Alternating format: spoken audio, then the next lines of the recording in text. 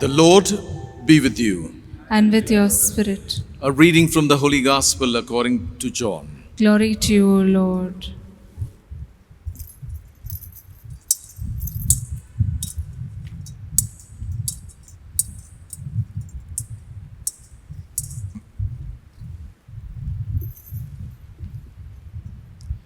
Standing near the cross of Jesus were his mother and his mother's sister Mary, the wife of Clopas, and Mary Magdalene.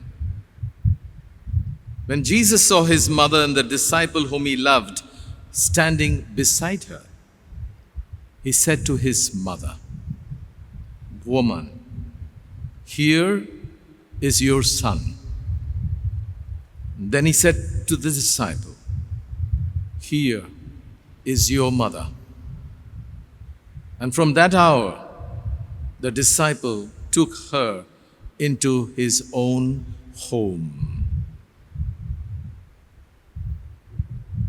This is for us the good news of our Lord Jesus Christ. Praise to you, Lord Jesus Christ.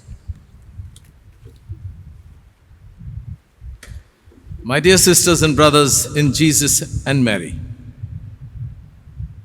during these 9 days of the Novena, I have presented this icon as a multifaceted diamond, a diamond with many sides. But when I began, I said, we're going to look with a particular perspective. The Bible, that is the written scriptures, and the icon, the painted scriptures.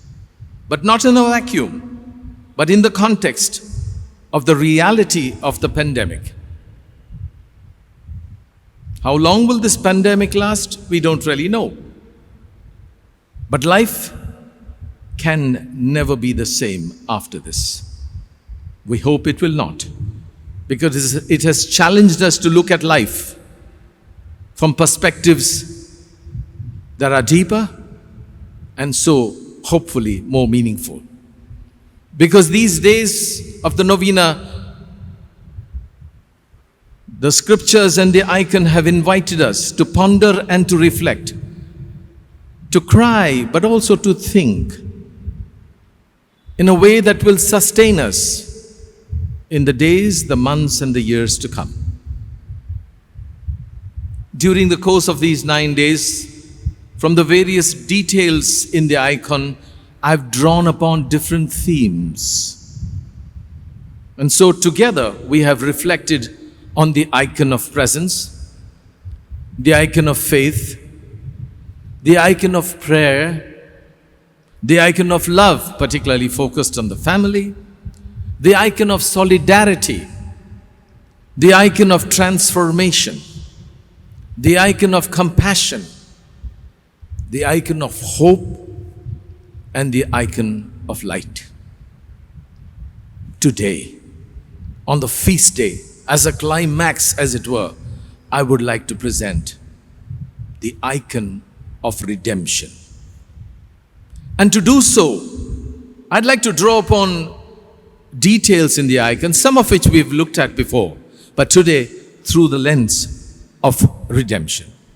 The first are the angels, the archangels, who carry in their hands instruments of the passion, but you could say also redemption, the cross, the nails, the spear, the sponge. These were instruments of shame and pain and torture, but now they become trophies of redemption, symbols of victory. I've dealt with it when we've looked at particularly the icon of transformation. The second detail I'd like to draw upon is the fact of the sandals and the feet, which refer to the divine and the human nature of Jesus. But the dangling sandal, that detail, is really connected with the book of Ruth, where the exchange of the sandal is seen in the context of a covenant and of a redemption. I dealt with that when we looked at the icon of solidarity.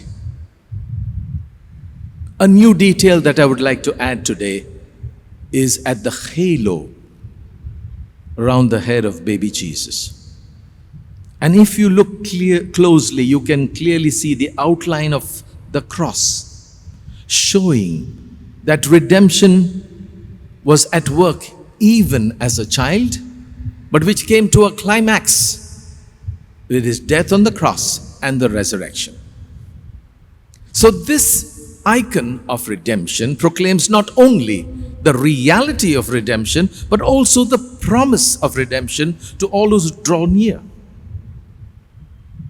The motto of the Redemptorist, our coat of arms, is of the Congregation of the Most Holy Redeemer. The official title is Psalm 130, verse 7.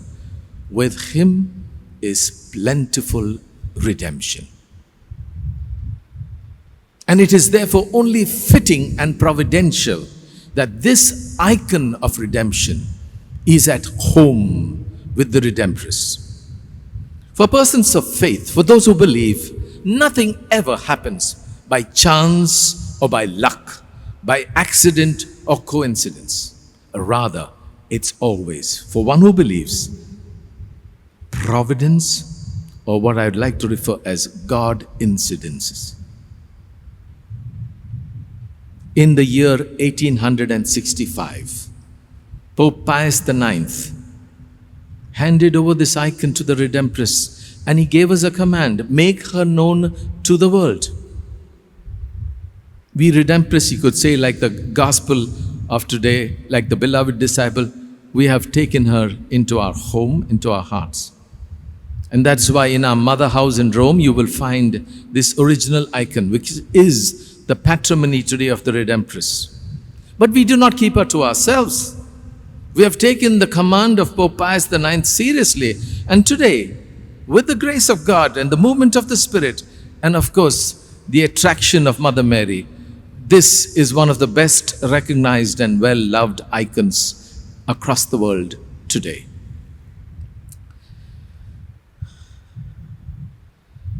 I'm usually hesitant and I'm very sparing to speak about myself during a homily because the focus is on the word.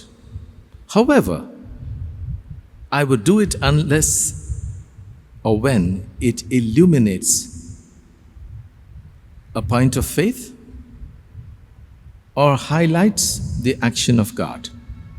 And therefore, my story, my vocation story, is so linked to the icon that I cannot but help share it today. Of course, having the presence of Bishop Barthol Barreto, both of us grew up in Mahim, in the parish of St. Michael's. And we were, by default, but also by conviction, devotees of our Mother of Perpetual Help. I studied in St. Michael's School, and in the school break, I would pay a visit to the church and pray before Jesus and Mary with this simple prayer: show me what must I do with my life. Sometimes I prayed it with fervor, sometimes it was a routine mumble. Now, at that time, I had no inkling of a calling to be a religious or a priest. After I graduated and was employed for a year, the stirring of the vocation deepened within me. And after making a discernment, I went and spoke to my dad. My mother had passed away 6 years earlier. And I said to him, I feel this calling. And he said to me, I'll never forget that interaction. He said to me, is it a passing fad or is it for real? And I said to him, I believe it is for real. I said to him, what do you think? And he said to me, every day I would ask God to choose one of my children to serve him closely in his vineyard. And when God said yes, when God took me at my word, who am I to say no? Those words moved me. But the reason I share it with is the important role of parents to encourage, to nurture, and support such a kind of a vocation when it comes from God.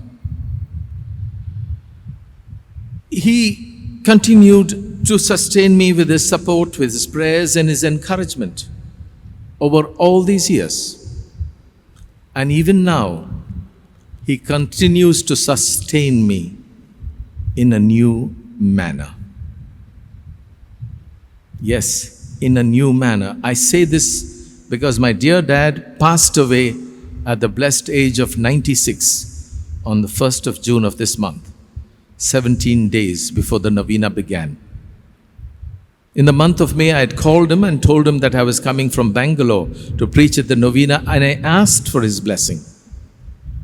I believe he interceded and intercedes for me and gave me that blessing every single day that I proclaimed the word.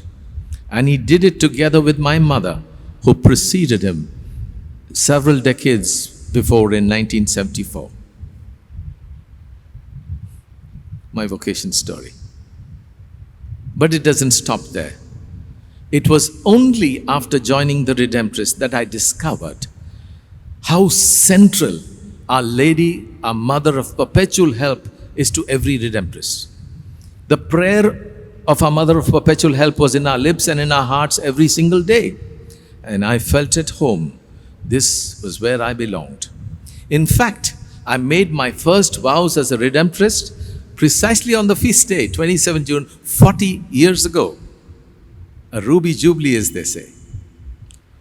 For me, I must say that all this and all the other experience was possible simply because of God's grace, on no merit on my part, because everything is grace, everything is gift. Because for persons who believe, nothing happens by chance or by accident or by luck or by coincidence, but only because of providence or God incidences. It cannot happen any other way. I've shared my own story, and if I had the time and the opportunity, I would be enriched by your stories of how the icon and our devotion to our Mother of Perpetual Help has been such a significant reality in your lives. A number of you have shared it with me over the years. In the story of the icon and its many details that I have unfolded these days, we find our own story. The feast day that we celebrate today brings together our story and the story of the icon. I want to take a look at the icon because the central piece of this icon is where the hand of Jesus rests in the hand of Mary. And if you look closely, you will find that it is big enough for you and me to put our hands there and to experience the closeness of Jesus and his mother. You can never separate the mother from the son. And we would never be complete if we were to separate the son from the mother. This then is the icon of redemption. At every feast day of our Mother of Perpetual Help, I remind myself, and wherever I proclaim the word, I remind God's people that there are two important pillars that we have in our spirituality. With Christ is plentiful redemption. With Mary is perpetual help. I just want you to look at the two nouns that we have and the two adjectives. The nouns, the redemption and help. Christ as Redeemer stands by us because that's the role of the Redeemer. He never leaves you, never abandons you. He stands by you. That's the obligation of the Redeemer. Mary as help stood by Jesus as the gospel text I proclaimed. Others had run away, abandoned, a few of them stood, but she stood to the very end. And Jesus knew what it meant to have a mother who would stand by him at the time of his suffering and on the cross. And he knew that you and I would have need of such a mother. And so his very dying gift to us was, behold, your mother. The Redeemer gives us the helper. I'd like to take a brief look at the adjectives. Plentiful as in redemption, perpetual as in help. Just look at the word. Plentiful means generous, overflowing, abundant. Perpetual. What does it mean? Consistent, regular, persistent, not temporary, not now and then, not sometimes, but perpetual. Plentiful and perpetual. Such is the nature of God, such is the care of Mary. Isn't it marvelous? You know, sometimes because we are so mean, miserly, stingy, we think that's who God is. And this icon reminds us that it is not. There is, you will see in the life and the action of Jesus, more wine than they need at Cana. There is more bread and fish remaining in spite of feeding the 5,000 and more. And there is more fish than the nets can contain or even the boats.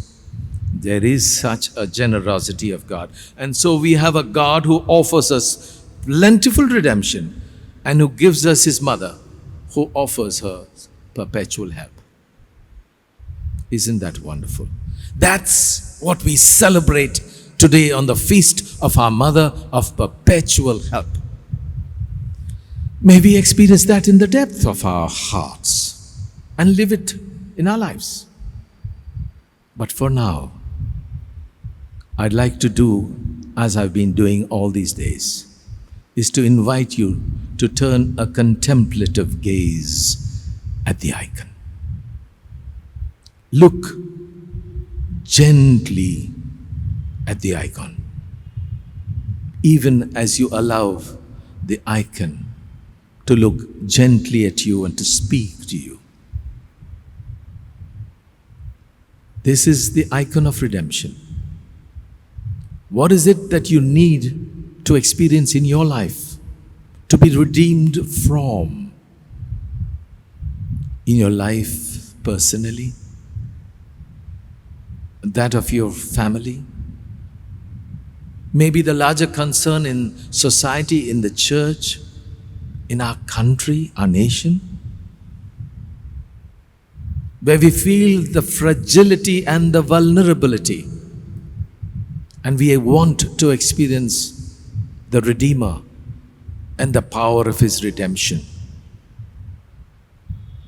so that we will feel the strength, the power, and the blessing. Mary, our mother, with your eyes, you look upon us with watchful love and tender care. With one hand, you hold Jesus close to your heart, and you hold us also close to your heart. With the other hand, you point to Jesus and say, do whatever he tells you. With your embrace, you let us know that our cry is heard and that our tears are wiped away. We know that you are our perpetual help, not just for a day, but for our lifetime. Not just in life, but also in death. Mother of Jesus the Redeemer, your mother and mine.